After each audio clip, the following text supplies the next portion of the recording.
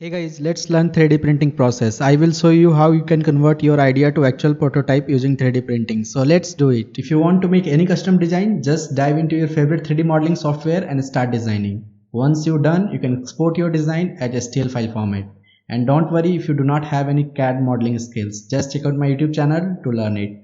Or you can also download the free 3D CAD models ready for 3D printing from websites like Thank3D, Thingiverse and My Mini Factory. Once you had downloaded the STL file, the next task is to slice that file into G codes, the code that 3D printer understands.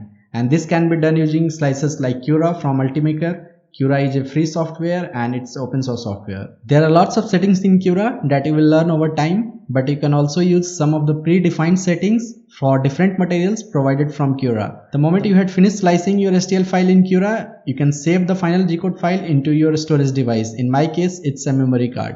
Just turn on your 3D printer, plug in this card, select your file and start printing. It will take few minutes to preheat your 3D printer nozzle and heat bed, and it will start printing. And here is your final part from idea to actual prototype. Go ahead and comment if you have any questions regarding this process, and follow me now for more contents related to CAD designing, 3D printing and freelancing. Thank you.